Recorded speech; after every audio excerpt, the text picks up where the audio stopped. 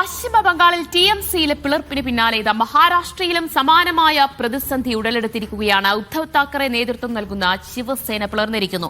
മഹാരാഷ്ട്ര ഉപമുഖ്യമന്ത്രി ഏക്നാഥ് ഷിൻഡെ നേതൃത്വം നൽകുന്ന ശിവസേനയിലേക്ക് 6 MPമാരാണ് കൂറുമാറുന്നത്. ഭരണഘടനാ ഭേദഗതിയായ മണ്ഡല പുനർനിർണയ ബില്ല് പാസാക്കാനുള്ള ഭൂരിപക്ഷം നിലവിൽ പാർലമെന്റിൽ NDAയ്ക്കില്ല. 3-2 ഭൂരിപക്ഷത്തിലേക്ക് NDA എത്തിക്കുക എന്ന ലക്ഷ്യത്തോടെയാണ് ഓപ്പറേഷൻ ടൈഗർ ഉൾപ്പെടെ BJP ആസൂത്രണം ചെയ്ത് നടപ്പാക്കുന്നത്. നിഷാദ് നോക്കൂ, ഇതുപോലെ ഈ MPമാര് MLAമാര് BJP ചാക്കിട്ട് പിടിക്കുക, കാശാരി പിടിക്കുക, ഇതൊക്കെ പലപ്പോഴും കണ്ടു. ഇപ്പോഴും നമുക്കത് തടയാൻ കഴിയുന്നില്ല എന്നതാണ് വാസ്തവം. അതാണ് മഹാരാഷ്ട്രയിൽ സംഭവിക്കുന്നത്. തടയാൻ എങ്ങനെ കഴിയുക? തടയാന്നുള്ളത് എങ്ങനെ അത് കഴിയുക എന്നുള്ള കാര്യമാണ്. ഒന്നാമത് പവർ അവരുടെ കയ്യിലാണ്, പൈസയും അവരുടെ കയ്യിലാണ്, ഏജൻസീസ് അവരുടെ കയ്യിലാണ്. എങ്ങനെ തടയും? പിന്നെ വേറെ ഒരു കാര്യം, തടയുക എന്ന് പറഞ്ഞാൽ തടയാൻ പ്രവർത്തിക്കേണ്ട ഒരു സംഗതി ധാർമ്മിക രാഷ്ട്രീയം എന്നൊരു സംഗതിയുണ്ട്. അപ്പോൾ കഴിഞ്ഞ ദിവസം രാഹുൽ ഗാന്ധി ഇന്ത്യ സഖ്യത്തിൻ്റെ മീറ്റിങ്ങിൽ പങ്കെടുത്തുകൊണ്ട് നടത്തുന്ന ഒരു ദീർഘപ്രഭാഷണമുണ്ട്. അതിൽ അദ്ദേഹം പറയുന്ന ഒരു കാര്യം ശ്രദ്ധിക്കേണ്ട ഒന്നാണ്. അദ്ദേഹം പറയുകയാണ്, നമ്മൾ ഈ കാലം അത്രയും പോരടിച്ചുകൊണ്ടിരുന്നത് ഒരു ലെവൽ പ്ലേയിങ് ഫീൽഡ് കിട്ടിയ സർക്കാരിനോടായിരുന്നു എങ്കിൽ, അല്ലെങ്കിൽ ഒരു സർക്കാർ മുമ്പുണ്ടായിരുന്നുവെങ്കിൽ, ഇപ്പോൾ അങ്ങനെയൊന്നുമില്ല. നമുക്കെല്ലാവർക്കും ഒരുപോലെ കളിക്കാൻ, ഒരേ ധാർമ്മിക പ്രതലത്തിൽ കളിക്കാൻ, ഒരേ നിഷ്പക്ഷനായ റഫറിയുള്ളൊരു കളം ഇപ്പോൾ ഇല്ല. ഈ ഗവൺമെൻറ് നമുക്കതിനുള്ള സ്പേസ് തരുന്നില്ല. അവരെല്ലാ വഴിക്കും കളിക്കുകയാണ്. ഈ രാജ്യത്തെ ഏജൻസികൾ പ്രവർത്തിക്കുന്നത്, ഈ രാജ്യത്തെ കോടതികൾ പ്രവർത്തിക്കുന്നത്, ഈ രാജ്യത്തെ പലതരത്തിലുള്ള ഭരണഘടനാ സ്ഥാപനങ്ങൾ പ്രവർത്തിക്കുന്നത്, തെരഞ്ഞെടുപ്പ് കമ്മീഷൻ പ്രവർത്തിക്കുന്നത്. അദ്ദേഹം ഇങ്ങനെ നീർത്തിയിട്ട് പറയാണ്, ഇവയെല്ലാം ആഗ്രഹിക്കുന്നത് മോദിയുടെ തുടർ ഭരണമാണ്. നാം അതിനെ എങ്ങനെ കൈകാര്യം ചെയ്യും? അപ്പോൾ നമ്മൾ ആലോചിക്കേണ്ട കാര്യം, സവിശേഷമായ ഒരു പ്രതിരോധം ഉയർത്തേണ്ട സമയമായി ഇത് മാറിയിരിക്കുന്നു എന്നാണ് അദ്ദേഹം പറയുന്നത്. അല്ലാതെ ഈ പരമ്പരാഗതമായിട്ടുള്ള നിങ്ങളുടെ ഈ പ്രതിരോധ മുറകൾ കൊണ്ട്, അല്ലെങ്കിൽ എല്ലാ ദിവസവും രാവിലെ എണീറ്റ് പ്രസ് മീറ്റ് നടത്തുക, പ്രസംഗിക്കുക, കുറിപ്പ് പുറത്തിറക്കുക, റാലി നടത്തുക എന്നതുകൊണ്ട് നിങ്ങൾക്ക് മറികടക്കാൻ കഴിയാത്ത ഒരു പ്രതിസന്ധിയായി ഇന്ത്യയിലെ രാഷ്ട്രീയ പ്രതിസന്ധി മാറിക്കഴിഞ്ഞിരിക്കുന്നു എന്നാണ് രാഹുൽ ഗാന്ധി അതിൽ പ്രസംഗിക്കുന്നത്. അതുകൊണ്ട് എന്ത് ചെയ്യണം? നാം സവിശേഷമായിട്ടുള്ള ഒരു സംഗതി ഡിസൈൻ ചെയ്യേണ്ടിയിരിക്കുന്നു. അതിനകത്ത് ഞങ്ങൾക്ക് എന്ത് വിട്ടുവീഴ്ചയ്ക്ക് അദ്ദേഹം വിശദമായി പറയും, ഞങ്ങൾ എന്ത് വിട്ടുവീഴ്ചയ്ക്ക് തയ്യാറാണ്, എന്ത് ആക്ഷേപവും കേൾക്കാൻ ഞങ്ങൾ തയ്യാറാണ്, പക്ഷേ ഞങ്ങൾ യൂണിറ്റിക്ക് വേണ്ടി നിലകൊള്ളുന്നു പറഞ്ഞ അദ്ദേഹം ദീർഘമായ പ്രസംഗമാണ്. എന്നിട്ട് അദ്ദേഹം പറഞ്ഞു, ഈ സർക്കാരിനെ മാറ്റുന്നത് എന്നെ സംബന്ധിച്ചൊരു പൊളിറ്റിക്കൽ പ്രോസസ് അല്ല, അതൊരു ആത്മീയ പ്രവർത്തനമാണ്. ആത്മീയ പ്രവർത്തനമായതുകൊണ്ട് ഞാൻ എന്ത് വഴക്കത്തിനും തയ്യാറാണെന്നൊക്കെ അദ്ദേഹം പറയുന്നുണ്ട്. അപ്പോൾ അദ്ദേഹത്തെ കോർ സംഗതി, അദ്ദേഹം ഇന്ത്യ സഖ്യത്തിന്റെ മീറ്റിംഗിൽ നടത്തുന്നതിൽ ഏറ്റവും കോർ സംഗതി, നാം ഇപ്പോൾ നേരിടുന്ന പ്രതിസന്ധി എന്നത് നമുക്കൊരു ലെവൽ പ്ലേയിങ് ഫീൽഡ് ഇല്ല എന്നുള്ളതാണ്. അപ്പോൾ നമ്മൾ എന്ത് ചെയ്യണം? നിങ്ങളെല്ലാവരും അത് മനസ്സിലാക്കണം. നമുക്കിടയിലെ അന്തഛിദ്രങ്ങളെ മാറ്റി വെച്ചുകൊണ്ടും, നമുക്കിടയിലെ വ്യക്തി താല്പര്യങ്ങളെയും അല്ലെങ്കിൽ സംഘടനാ താല്പര്യങ്ങളെയും ഒക്കെ കുറച്ച് കോംപ്രമൈസ് ചെയ്തുകൊണ്ട് നിങ്ങളൊരു പൊതുധാര സൃഷ്ടിക്കാൻ ശ്രമിക്കണം എന്നുള്ളതാണ്. അതിലുണ്ട് ഇന്ത്യയിലെ പ്രശ്നം. അപ്പോൾ BJP ഇറങ്ങി വന്നിരിക്കുകയാണ്. BJPയുടെ ഏജൻസി ഉണ്ട്, വിരട്ടും. BJPയുടെ ഇഷ്ടം പോലെ പൈസയുണ്ട്, പൈസ തന്ന് നിങ്ങളെ മോഹിപ്പിക്കും. മൂന്നാമത്തെ എന്താണ്? ഇത് ബാക്കി എല്ലാവരും തീരുകയാണ് എന്ന് പറഞ്ഞ ഒരു സംഗതി കൊടുക്കുകയാണ്. നിങ്ങൾ നിൽക്കുന്ന പാർട്ടി നശിക്കുകയാണ്. ഇനി അതിന് റോളില്ല, ആൾക്കാരെല്ലാം അവിടുന്ന് പോയി, അടുത്ത ഇലക്ഷനോടെ നിങ്ങൾ തീരും, വേണമെങ്കിൽ നിങ്ങൾക്ക് BJPയുടെ ഭാഗമാകാം എന്ന് പറയാണ്. അപ്പോൾ അതിൻ്റെ ഒരു കാരണത്തിൻ്റെ പല കാരണങ്ങൾ തേടിപ്പോയി. ഇപ്പോൾ കോൺഗ്രസിൽ നിന്ന്, അല്ലെങ്കിൽ സമാജ്വാദി, അല്ലെങ്കിൽ ഈ ശിവസേനയിൽ നിന്ന്, അതിനപ്പുറം പോയാൽ തൃണമൂൽ കോൺഗ്രസിൽ നിന്ന് ഒക്കെ ഏറ്റവും ആൾക്കാർ അപ്പുറത്തേക്ക് പോകുന്നുണ്ട്. കോൺഗ്രസിൽ നിന്നാണ് ഏറ്റവും കൂടുതൽ ആൾക്കാർ പോയിട്ടുള്ളത്. അതിൻ്റെ ഒരു കാരണം എടുത്താൽ ഇപ്പുറത്ത് നിൽക്കാൻ പിന്നെ വേണ്ടത് എന്താണ്? പ്രത്യയശാസ്ത്രമായിട്ടുള്ള ഒരു ധാർമ്മികതയാണ്. ഞാൻ നിൽക്കുന്നത് മതനിരപേക്ഷ പക്ഷത്താണ്. BJPയുടെ കൂടെ പോവില്ല. BJP എന്ന് പറഞ്ഞാൽ ഒരു വർഗീയ പാർട്ടിയാണ്. ആ പാർട്ടി ഇന്ത്യയിലെ ജനങ്ങളെ വിഭജിക്കുന്ന മുദ്രാവാക്യം വിളിക്കുന്ന പാർട്ടിയാണ്. ഞാൻ പോവില്ല. അങ്ങനെന്നുള്ള ഒരു സംഗതി അങ്ങനെ വിചാരിക്കാൻ തക്കമുള്ള പ്രത്യയശാസ്ത്ര പിൻബലം അങ്ങനത്തെ ഈ പാർട്ടികളൊന്നും അണികൾക്കോ നേതാക്കൾക്കോ കൊടുക്കുന്നില്ല എന്ന്.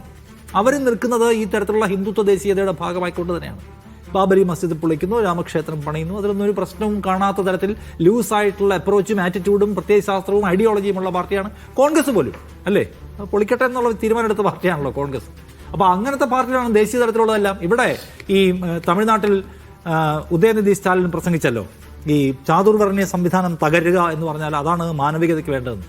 അപ്പോൾ അത് ഈ ഹിന്ദു ഐഡിയയെ ആക്രമിച്ചു എന്ന് പറഞ്ഞത് ദേശീയ രാഷ്ട്രീയത്തിൽ നോർത്ത് ഇന്ത്യയിൽ മുഴുവൻ ബഹളം ഉണ്ടായി. സൗത്തിൽ നമുക്ക് മനസ്സിലായി എന്താണ് പുള്ളിക്കാരൻ ഉദ്ദേശിച്ചത്. ഈ പറഞ്ഞ വിവേചനത്തിൻ്റെ പ്രശ്നമാണ്. പക്ഷെ അവിടെ അങ്ങനെ അല്ല അത് വർക്ക് ചെയ്തത്. അവിടുത്തെ പ്രധാനപ്പെട്ട ഇന്ത്യ സഖ്യത്തിലെ നേതാക്കൾ പോലും ഉദയനിധി പറഞ്ഞത് അബദ്ധമായി പോയി എന്ന് പറഞ്ഞു.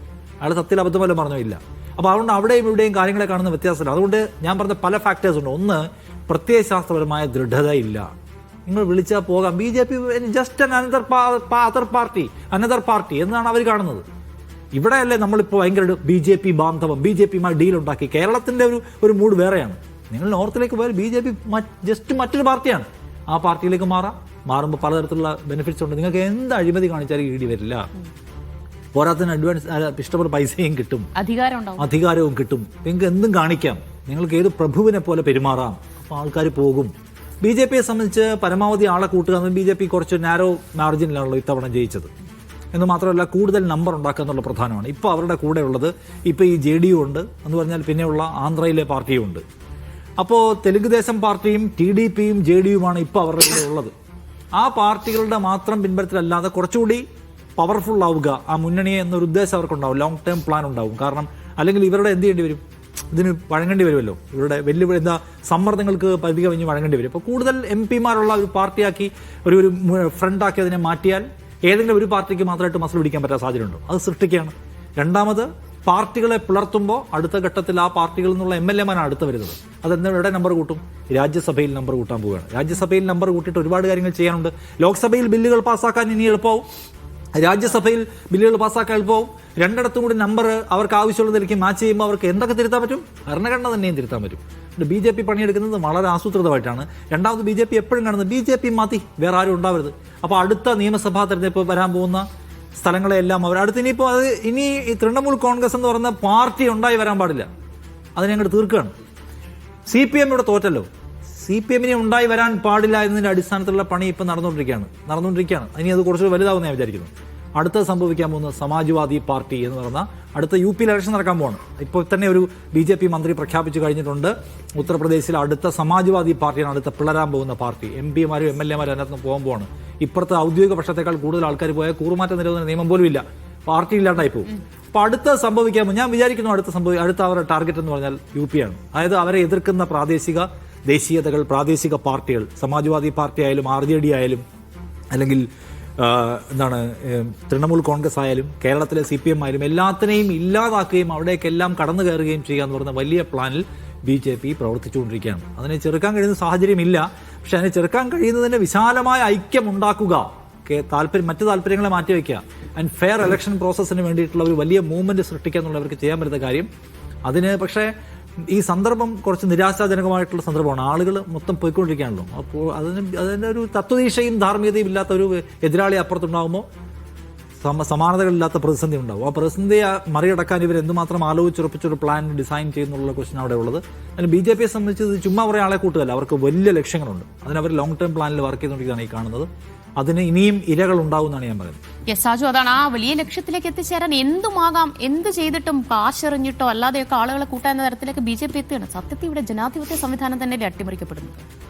BJP-ക്ക് നേരത്തെ നിഷാദ് പറഞ്ഞ പോലെ ലോങ് ടൈം പ്ലാൻ ഉണ്ട് ദിവ്യ. ആ പ്ലാൻ നടപ്പിലാക്കാൻ പക്ഷെ അവർ കാത്തിരിക്കാനൊന്നും ഇപ്പോൾ തയ്യാറില്ല. കാരണം വീണ്ടും ഒരു തെരഞ്ഞെടുപ്പ് നടത്തി 3/2 ഭൂരിപക്ഷമൊക്കെ സ്വന്തമാക്കി കാര്യങ്ങൾ നടത്തിയെടുക്കാനൊന്നും അവരിപ്പോൾ ആലോചിക്കുന്നില്ല. വേഗത്തിൽ പരിപാടി തീർക്കണം അവരെ സംബന്ധിച്ചിടത്തോളം. കാരണം UP തെരഞ്ഞെടുപ്പിന് മുമ്പ് ഈ ഡീലിമിറ്റേഷൻ ബിൽ അല്ലെങ്കിൽ ആ പ്രോസസ്സിലേക്ക് കടക്കണം. അതിനാവശ്യമായി എന്ത് ചെയ്യാൻ കഴിയും എന്നെടുത്ത് നിന്നാണ് ഇപ്പോൾ തൃണമൂലിൽ ചെയ്തത്.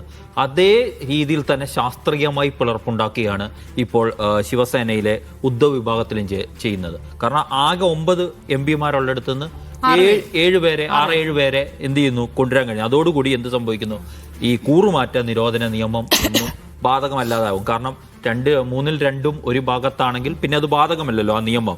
അപ്പം ഇങ്ങനെ കൃത്യമായി അതിനെല്ലാ സംവിധാനങ്ങളും ഒരുക്കുന്നുണ്ട്. ഇപ്പം മറുപക്ഷത്ത് നിന്ന് ഉന്നയിക്കപ്പെടുന്ന ആരോപണം എന്താ, ഈ MP-മാർക്ക് 15 കോടി രൂപ വീതമാണ് 15 മുതൽ 50 കോടി വരെയൊക്കെ വാഗ്ദാനം ചെയ്തിട്ടാണ് കൊണ്ടുപോകുന്നതെന്നാണ് സഞ്ജയ് റൌട്ട് എക്സിൽ കുറിച്ചിരിക്കുന്നത്.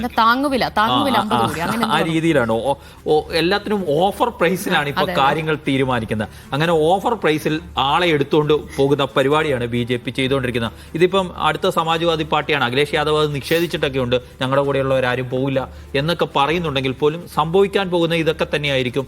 അതിനെ തടഞ്ഞു നിർത്താൻ SP-ക്കും എത്രമാത്രം കഴിയും എന്നൊക്കെയുള്ള ചോദ്യമുണ്ട്. ഏതായാലും BJP അവരുടെ തന്ത്രങ്ങൾ വളരെ കൃത്യമായി പയറ്റുന്നു. UP തെരഞ്ഞെടുപ്പിന് മുമ്പ് തന്നെ അവർ ഡീലിമിറ്റേഷൻ അവരുദ്ദേശിക്കുന്ന രീതിയിൽ നടത്താൻ കഴിയുന്ന രീതിയിൽ ഈ രാജ്യത്തെ എത്തിക്കാനുള്ള തീവ്രമായ ശ്രമമാണ് നടന്നുകൊണ്ടിരിക്കുന്നത്. അതിനെ ഈ രീതിയിലൊന്നും പോയി കഴിഞ്ഞാൽ ഇപ്പോഴത്തെ പ്രതിപക്ഷത്തിന് പ്രതിരോധിക്കാനും കഴിയുമെന്നൊന്നും നമുക്ക് കണക്കൂട്ടാൻ പോലും പറ്റാത്ത അവസ്ഥയാണ് ഇപ്പോൾ രാജ്യം നേരിടുന്നത്. അപ്പോൾ അജിൻ സർ, രാജ്യത്ത് പ്രതിപക്ഷ പാർട്ടികൾ ഓരോന്നായി ഇല്ലാതായിക്കൊണ്ടിരിക്കുകയാണോ? നമുക്ക് ശിവസേനയുടെ കാര്യം പറയാം. അതിപ്പോൾ വിശദമായിട്ട് പറഞ്ഞല്ലോ, അവരുടെ ലക്ഷ്യം അത് തന്നെയാണ്. സാജു പറഞ്ഞത് കറക്റ്റാണ്. ഒരു 2029 മുമ്പ് തന്നെ കേവല ഭൂരിപക്ഷം ഉറപ്പാക്കുക. ജനങ്ങൾ അതിനുള്ള മാൻഡേറ്റ് കൊടുത്തില്ലെങ്കിൽ അത് കാശ് കൊടുത്ത് വാങ്ങുക. എന്നാണ് അവരുടെ രീതി. അതിലൊരു ധാർമ്മികതയും അവർ പാലിക്കും എന്ന് വിചാരിക്കേണ്ട. കാരണം അങ്ങനെ ഒരു ധാർമ്മികതയിൽ വിശ്വസിക്കുന്നവരല്ല സംഘപരിവാർ. അങ്ങനെ ഒരു ധാർമ്മികത ഇല്ല അവർക്ക്. ഇപ്പോൾ ശിവസേനയുടെ കാര്യത്തിൽ ശിവസേന ഇന്ന് രാവിലെയാണ് ഈ വാർത്തകൾ പൊട്ടിപ്പുറപ്പെടുന്നത്, മാധ്യമങ്ങൾ വഴിയാണ് വരുന്നത്. ഒരു ഉച്ചയ്ക്ക് ഒരു 11 മണിയാകുമ്പോൾ സഞ്ജീവ് റാവത്ത്, അദ്ദേഹമാണ് ശിവസേനയുടെ ഏറ്റവും കൂടുതൽ മാധ്യമങ്ങളുമായി സംസാരിക്കുന്ന MP, രാജ്യസഭാംഗമാണ് അദ്ദേഹം പറഞ്ഞു ഇവരെ പിന്നിൽ നിന്ന് കുത്തുകയാണ്, നിങ്ങൾ സായിബാബയുടെയും മാധവദേവിയുടെയും പേരിൽ സത്യപ്രതിജ്ഞ ചെയ്തവരാണെങ്കിൽ നിങ്ങളുടെ അമ്മയെ വഞ്ചിക്കുന്നതിന് തുല്യമാണ് പാർട്ടി വഞ്ചിക്കുന്നത് പറഞ്ഞിട്ട് വളരെ വികാരാധീനമായ വാർത്താസമ്മേളനം നടത്തി 11 മണിക്ക്. ഉച്ച കഴിഞ്ഞ് ഇതേ സഞ്ജയ് റാവത്തും അതുപോലെ മറ്റ് 2 MP മാരും അനിൽ സാവന്ത് ഉൾപ്പെടെയുള്ള MP മറ്റൊരു വാർത്താസമ്മേളനം നടത്തിയിട്ട് കുറെ കൂടി കോൺഫിഡൻ്റ് ആയിട്ടാണ് അവർ മാധ്യമങ്ങൾ കാണുന്നത്. ഈ മാധ്യമങ്ങൾ ചോദിക്കുക അവർ മാറുമോ എന്ന് ചോദിക്കുമ്പോൾ, അതായത് സ്പീക്കർക്ക് കത്ത് നൽകിയല്ലോ എന്ന് പറയപ്പെടുന്നല്ലോ എന്ന് പറഞ്ഞപ്പോൾ അവർ വളരെ ചിരിച്ചുകൊണ്ട് പറഞ്ഞു, നിങ്ങൾ എന്ത് വിവരത്തിൻ്റെ അടിസ്ഥാനത്തിലാണ് ഞങ്ങളുടെ MP ഡിഫക്റ്റ് ചെയ്യുന്നതെന്ന് പറയുന്നത് വളരെ ചിരിച്ചുകൊണ്ട് ചോദിക്കുകയാണ്. നിങ്ങൾക്ക് അങ്ങനെ എന്തെങ്കിലും സംശയം ഉണ്ടെങ്കിൽ ആ MP ഇപ്പോൾ എവിടെയാണ് എന്ന് നിങ്ങളൊന്ന് അന്വേഷിക്കൂ എന്നവർ പറയുന്നുണ്ട്. അതായത് സംഭവം സെറ്റിലാക്കി. അതായത് ശിവസേനയുടെ ഒരു രീതിയുണ്ട്. എനിക്ക് തോന്നുന്നു BJPക്ക് ഏറ്റവും കൂടുതൽ ഫൈറ്റ് ചെയ്യാൻ ബുദ്ധിമുട്ടുള്ളൊരു പാർട്ടിയായിരുന്നു ശിവസേന. അവർ പിളർത്തിയെങ്കിൽ പോലും പിളർത്തിയിട്ടും മുറിച്ചിട്ട കഷ്ണം എഴുന്നേറ്റ് നിൽക്കുകയാണ്. ഇപ്പോഴും അവരോടെ ഉണ്ട്. അതിൻ്റെ കാരണം എന്താണെന്ന് വെച്ചാൽ അവർ കൂടെ കിടന്നവരാണ്. BJPയുടെ കൂടെ കിടന്നവർ രാപ്പനി അറിയാം. BJP എങ്ങനെ നേരിടേണ്ടത് എന്ന് നന്നായിട്ട് അറിയാവുന്ന ഒരു പാർട്ടിയാണ് ശിവസേന. അവിടെ രാഹുൽ ഗാന്ധി ഇന്ത്യ യോഗത്തിൽ നടത്തിയ പ്രസംഗത്തെപ്പറ്റി പറഞ്ഞല്ലോ, വളരെ അത്യുജ്വലമായൊരു പ്രസംഗമാണത്. ഒരുപക്ഷെ നമ്മുടെ രാഷ്ട്രീയ ചരിത്രത്തിൽ രേഖപ്പെടുത്തപ്പെടേണ്ട ഒരു പ്രസംഗമാണത്. അതുകൊണ്ടാണ് ആ പ്രസംഗം പുറത്തു വിട്ടത്. നമ്മളിവിടെ പലപ്പോഴും സംസാരിക്കാറുണ്ടല്ലോ, നമ്മൾ തന്നെ ഈ പ്ലാറ്റ്ഫോമിൽ സംസാരിച്ചുകൊണ്ടിരുന്ന ഒരു കാര്യമാണ് ട്രഡീഷണൽ ആയിട്ടുള്ള രീതിയിലൂടെ BJP നേരിടാൻ കഴിയില്ല. അത് തന്നെയാണ് അദ്ദേഹം അതിൽ പറയുന്നത്. നമ്മൾ ഒരു ഘട്ടം കഴിഞ്ഞിരിക്കുന്നു, ഇനി വേറൊരു ഘട്ടത്തിലേക്ക് പോകണം. എന്താണെന്ന് അദ്ദേഹം വിശദീകരിക്കുന്നില്ല. അത് പറയാൻ രാഹുൽ ഗാന്ധി ആളല്ല. എങ്ങനെ നേരിടുന്ന അറിയില്ല എന്നല്ല പറയുന്നത്. അത് പറയേണ്ട ആളല്ല രാഹുൽ ഗാന്ധി. രാഹുൽ ഗാന്ധി എന്ത് ചെയ്യുന്നു, ഒരു അപകടത്തെക്കുറിച്ച് നമ്മുടെ നാട്ടിലെ രാഷ്ട്രീയ സമൂഹത്തോട് ഒരു ഫ്ലാഗ് ചെയ്യുകയാണ്. ഇങ്ങനൊരു പ്രശ്നമുണ്ട്, നമ്മളിങ്ങനെ പോയാൽ പോരാ എന്ന് പറയുന്നു. രാഹുൽ ഗാന്ധിയുടെ ഒരു പൊസിഷൻ, ഇന്ത്യ സഖ്യത്തിലെ ഒരു പൊസിഷൻ എന്ന് പറയുന്നത് യഥാർത്ഥത്തിൽ ഒരു ഗൈഡിനെ പോലെയാണ്, ഒരു മാർഗദർശിയാണ് അദ്ദേഹം. അദ്ദേഹം ഒരു ഫിലോസഫറാണ്, ഒരു പൊളിറ്റിക്കൽ ഫിലോസഫറാണ്. അദ്ദേഹം മാർഗം കാട്ടുന്നു. ഈ പണിയെടുക്കേണ്ട ആളുകൾ ഇന്ത്യ സഖ്യത്തിൽ തന്നെയുണ്ട്. ഞാൻ അതാണ് പറയുന്നത്, ഇന്ത്യ സഖ്യത്തിൽ തന്നെ അതിനുള്ള ആളുണ്ട്. ശിവസേനക്കാരുണ്ട്. ശിവസേനക്കാർക്ക് അറിയാം ഈ പണി എങ്ങനെ എടുക്കണം എന്നുള്ളത്. DK ശിവകുമാറിന് അറിയാം ഈ പണി എങ്ങനെ എടുക്കണം എന്നുള്ളത്. ഞാൻ ഈ DK ശിവകുമാറിനെ പറ്റി പണ്ട് ഈ കർണാടക ഇലക്ഷൻ നടന്ന സമയത്ത് അദ്ദേഹത്തെ ഒരിക്കലും കർണാടകയിൽ നിർത്തരുത്, അദ്ദേഹത്തെ ഡൽഹിയിലേക്ക് കൊണ്ടുപോകണം. ഈ പണിയെടുക്കാൻ അറിയാവുന്ന ആളുടെ ഡൽഹിയിൽ നിർത്തണം, അങ്ങനെ നേരിടാൻ പറ്റൂ.